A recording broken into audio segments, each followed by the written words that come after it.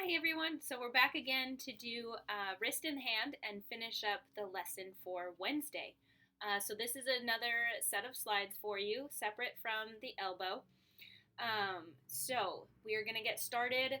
These ones are not as long because we split them up into two, so it will be long altogether for you to watch, but you can kind of take a break in the middle without missing anything. So let's dive right in. We're on slide 2 of wrist and hand. So the wrist and hand are composed of numerous small bones and articulations, and these function effectively to enable dexterous movements performed by the hands during both daily living and sports. So when we're thinking about the hand, we want to think more about what does a person do in their normal daily life. Do they need to pick things up? Do they need to walk their dog? Do they need to brush their hair? And things like that. So we get a little more meticulous here, and they are smaller bones. So we're talking about wrist articulations. The radiocarpal joint, to start with, is a condyloid joint that includes articulation of the radius with the scaphoid, lunate, and triquetrum. There are so many small bones in the wrist, and so knowing all of the different ones may be important for whatever profession you're going into, but for this class, we're just going to talk about articulations. In the sagittal plane and the frontal plane is where the wrist articulation has motion. Hand articulations are the carpometacarpal and intermetacarpal joints, the metacarpal phalangeal joints, and the interphalangeal joints. So we've got a lot of little tiny things going on in the hand here. I have another model for you. Hello. And so we'll use this if necessary for talking about structures. So we have some nerves coming in and tendons here. We have a muscle that we'll talk about, and then more ligament and retinaculum right in here. So we'll get onto that in a little bit. Slide 3, we're looking at the muscles of the wrist and the hand. So there's a lot going on here. Things are very small, things are meticulous, and so I'm not asking you to know all of them. We're going to focus more on motions of the hand and wrist, but muscles will be important at some point for you maybe, so this little picture I thought would be helpful. So the hand does numerous highly controlled and precise movements. Your hand and fingers. So there's a large number of muscles here that are responsible for those things. There's 9 extrinsic muscles that cross the wrist and 10 intrinsic muscles that have both of their attachments distal to the wrist. The muscles of the wrist and hand are shown on there for you. If you have questions or you want to know more about those muscles, we can go through that individually. But I just thought that picture might give you more of an idea of what we're looking at here. When I am diagnosing or evaluating a wrist or a hand injury, we refer to them more as extensors or flexors of the hand or wrist. We're not necessarily getting into the nitty-gritty of which muscle we're dealing with unless we feel like we have a more serious injury to look at. And so knowing the individual muscles, again, not super important for this lesson here or this class, but it might be something that you'll need to know later on. Slide 4, we're looking at kinematics and major muscle actions of the wrist. And so there's 2 pictures on there for you, one of the wrist and one of the hand. So we have flexion, extension and hyperextension, radial and ulnar deviation, metacarpal phalangeal joint movements, and then interphalangeal joint movements, and those are the ones that are on the bottom that go in a line. And so now it is easier to show you wrist and hand movements. And so we have flexion of the wrist, and then extension, but then coming back past this point is hyperextension. So we're talking about that again like we did in the back. Anything past anatomical position is hyperextension. And then we have the radius is on the thumb side, the ulna is on the pinky side, and so we have radial deviation and ulnar deviation. So radial deviation is coming this way, and then ulnar deviation is coming this way. Sounds counterintuitive, but that is radial is to the side of the radius, and ulnar is to the side of the ulna. And then we have pronation and supination, so turning your hand this way. It's better if you're holding it out. Sorry, I'm trying to figure out my camera here. Pronation and then supination. Probably there's different ways to remember this, whichever way works for you. And then we're looking at the hand and the finger joints, and so we have flexion of the hand and fingers, and then extension. There's abduction and adduction. And then we're also looking at the thumb. So here we have adduction and adduction. That could also be here. And then we're also looking at touching each finger joint to the thumb. So we talked a little bit about that in the last slides with the elbow, but we're using that again here with the wrist and hand for range of motion. All right, let's get into some injuries. Slide 5, we're looking at sprains. Wrist sprains are very common. Axial loading on the proximal palm during a Fuchs injury is the leading cause of wrist sprains. So I'll stand up for you. You fall on an outstretched hand, and your wrist is out like this, and so you fall and you catch yourself this way, spraining the wrist here or on this side. Very common, and that leads to a sprain between the scaphoid and the lunate, and the palmar wrist ligaments that are there. Signs and symptoms here would be point tenderness on the dorsum of the radiocarpal joint, so right on top of the wrist in here, and then pain increases with activity. This can be chronic as well. Wrist sprains, things like gymnastics or tennis or weight-bearing things, weightlifting, can also cause a wrist sprain.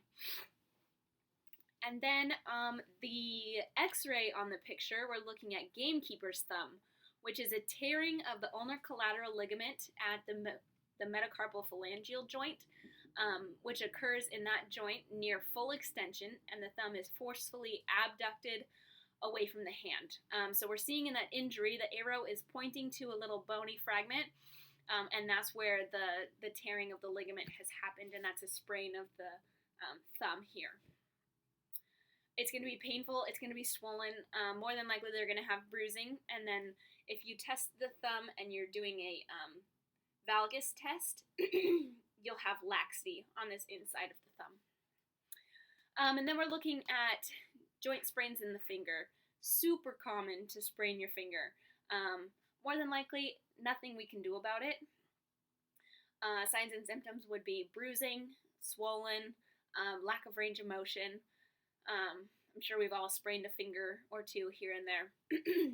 You can tear those ligaments, which is the picture that we have here. There's volar plates in those joints, and so sometimes those can avulse, or you'll just sprain the ligament, those collateral ligaments that are between all of the joints in the finger. So all the joints in your hand, you can sprain them. There's ligaments all the way throughout, and so it's just really important to know that those sprains happen throughout every joint in your hand. Another common one is the knuckle here, and spraining those as well, jamming your finger or coming in this way. Slide 6, we're looking at strains. So these get a little bit more specific in the finger. There's definitely more ways to strain your finger. And so we're going to start with jersey finger. So if you play a sport that has a jersey and you're grabbing people, so basketball is a really common one. So you would reach for their jersey and they would twist to try to get away from you, and so then your finger would get caught in their jersey. And the picture on the bottom left there shows the torn flexor tendon. And that's called jersey finger because more than likely it happened because it got stuck in someone else's jersey, and that twisting motion tore that tendon. The second is mallet finger. That's the top left picture. And then that is, that's a rupture of the extensor tendon. And so it's called mallet finger because it looks like a mallet when it happens, and so your finger gets stuck like that. I'm trying to give you the best way to show that. Sorry, I was doing it wrong. It gets stuck like this, like it got hit by a mallet. And so you won't be able to have movement in this dip joint. And pain, swelling, laxity, all of those will be present. Sorry. Next is a boutonniere deformity, and this is where it comes like this. So the totally lost my spot. The tendon tears again, but in this direction instead. And it's from like pushing too hard, like you're trying to pin on a boutonniere or something. And so it will stress the finger, and then it will get stuck this way. And then we also have ganglion cysts that occur in the wrist. It's not necessarily a strain, but they can be caused by chronic strains. And so that is the picture on the bottom right. You can have a dorsal ganglion cyst or a palmar ganglion cyst, and they happen here in the wrist, as in the picture, but they can also happen down in here. And you get rid of those signs and symptoms. You can see deformity. It'll be palpable. They might have pain. Sometimes they're red, but not really. It's just kind of a normal thing that they have had for a while. They don't just pop up overnight. So management for this, you can aspirate it. You can go to the doctor. They'll do an ultrasound and look at it, and they can have it removed. These can also be called a Bible thumper cyst, because back before they would aspirate these, they would literally put their wrist on a table, and someone would take a Bible, which was the heaviest book that they had then, and they would whack it as hard as they could to try to pop the cyst and get it to dissipate. And so that is still a way to get rid of them. Not the most effective way, but it is a way to get rid of those as well. All right, slide 7, nerve entrapment syndrome. So we're dealing with the same nerves that we talked about in the elbow. We have the median nerve, the ulnar nerve, and the radial nerve. And so it's exactly as it sounds. Radial nerve comes down this way, median nerve comes down the middle, and ulnar nerve comes down here. When we talk about cutaneous patterns, it'll show exactly which fingers. Sometimes it's even half of a finger for a nerve innervation, and so noting where they're having numbness and tingling is very important in the hand and the wrist. So we can have median nerve entrapment, ulnar nerve entrapment, and radial nerve entrapment, and they all equal something different. The most common one that we would know is carpal tunnel syndrome, and that's median nerve entrapment. And so that's when the flexor tendons of the fingers that pass through the carpal tunnel get compressed, and so then they press on that median nerve. This can be from sitting in a typing position for too long, over and over. That's just what somebody does every day. That's just the most common way to talk about carpal tunnel. Signs and symptoms for that will be numbness and tingling right off the bat. Or not right off the bat, but that will be the main sign or symptom that a patient will have. Tinel's sign will probably not elicit a response with median nerve entrapment, just because that median nerve does not come around in the elbow here. This is the ulnar nerve. So ulnar nerve entrapment, we have ulnar tunnel syndrome, cyclist palsy, and bowler's thumb, which all fall under those. And so the ulnar nerve can become impinged in the tunnel of the,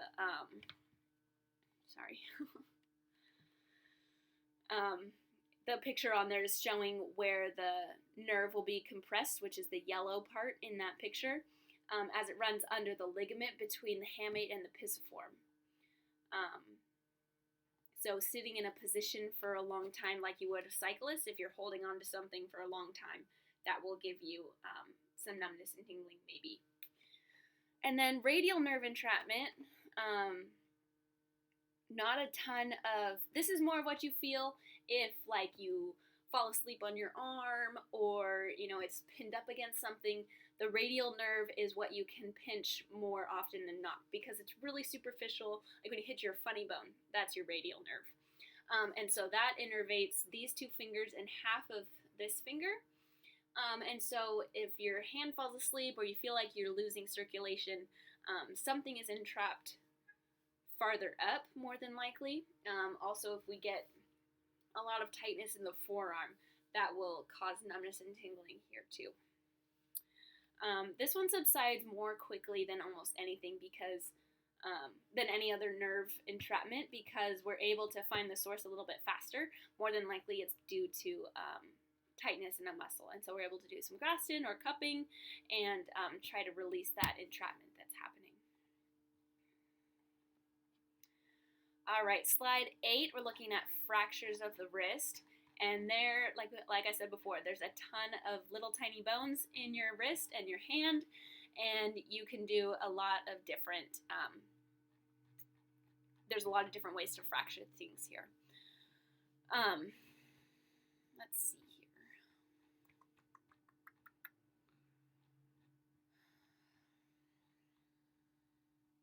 So first and foremost is a distal, radial, and ulnar fracture.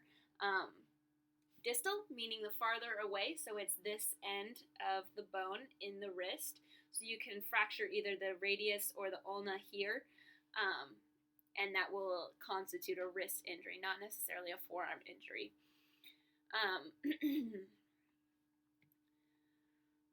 They present a special problem because this is a really common injury for adolescents, and so you have growth plates there, so we need to take care of those very well. So these fractures usually heal without any residual disability, and then in older patients, one or both bones may be fractured, and then they heal fairly well if they are taken care of correctly. My forearm, I broke both bones in this arm when I was 7. And then I had a hairline fracture somewhere in my wrist. I don't know. Maybe like 2 years later when I was 9. And I have no problems at all. I didn't need surgery. They didn't need to pin anything. I wore a cast and it was totally fine. Healed completely normal. I don't even know that it was broken. So more than likely, they'll just reset the bones at the hospital. And don't really need to do anything else. You're obviously immobilized for a while, 6 to 8 weeks for bone repair, and then range of motion and strengthening once you get the cast off, but those tend to heal fairly well on their own. Carpal fractures, we can fracture the lunate, the hamate, the triquetrum. That word gets me every time. And then we can also fracture the metacarpals, which are the tiny bones in the wrist. So there can be uncomplicated fractures where it kind of just fractures, but it's not displaced at all. Let's see. We can have, all right, so uncomplicated, and then a Bennett's fracture. So a Bennett's fracture is an articulation fracture of the proximal end of the first metacarpal, and usually is associated with a dislocation. So those definitely need to be referred to a physician. To be reset and to be evaluated to see if surgery is necessary to pin those pieces back into place. A boxer's fracture, super common. Fractures involving the distal metaphysis or neck of the 4th and 5th metacarpals, so we're down in here. Commonly seen in young males in punching activities, which is why it's called a boxer fracture. Signs and symptoms here would be sudden pain, the inability to grip objects, rapid swelling, possible deformity if they do have a fracture there. So punching here, and then the fracture would be along in here. Could be a dislocation. Delayed ecchymosis is common. It takes a little while for that bruising to set in, but pain will increase and it will continue to increase. Management of those, acute care, rest, ice, immobilization, and then refer for an x-ray, definitely. And then we have phalangeal fractures, so broken fingers happen all the time. Not a lot we do about those either. Signs and symptoms would be pain, obviously, maybe a dislocation. That is common, to dislocate any of the joints in your finger. Pain, ecchymosis, swelling, all common for finger fractures. Again, if they are dislocated, do not reset them. I don't do that. I don't think that that's what I am supposed to do. If a kid wants to reset his own finger, great, but I'm not going to do it for them. It's not in my scope of practice, so I just don't. I would refer and take them or send them to the emergency room. It's not a 911 call, but they need to go get it reset however they would like to do that. If it is just fractured and not deformed at all, we would usually just buddy tape it to the other finger, and then they can still keep going. Buddy tape is you tape above and below the fracture site, and it just gives that finger some stability. I've seen volleyball players play with broken fingers all the time, especially sports that don't use your hands like soccer. They can play with broken fingers. It's not even a big deal. Slide 9, we're looking at palpation. So we have the dorsal aspect of the hand and wrist, and then the palmar aspect of the hand and wrist. I listed all the carpal bones out for you if you want to go through them. This one, easy, you can palpate on yourself. So go through these palpations on your own and try to find all of those pieces. You don't need to memorize it. You don't need to send me a video of you palpating your hand and your wrist. But it's just really beneficial for you to be able to feel these things. And in class, we would totally do it on each other. But we can't. Slide 10, active movement. So we already went over active range of motion. So on the slide, I listed all of them here. Pronation, supination, and then the degrees that all of those fall under. On the left side is what you would do. There are actions that you can have the patient perform before you start evaluating. So just looking. Can you make a fist? Can you straighten your fingers? Can you spread them apart? Can you bring them together? Just some easy motions instead of telling them to abduct their fingers. So those are just some cues that you can use when you're looking at range of motion for them. Resisted muscle testing, I put all of the pictures on here for you, so you can go through those as well, either on yourself or you can practice on someone else at home. Giving pressure and seeing if they can pull through you pushing against them, and testing those muscles in the wrist and the hand. Slide 12, there's ligamentous instability tests for the wrist and the fingers. I kind of showed you a little bit on the thumb. If we're doing a valgus test, you can do it on the finger as well.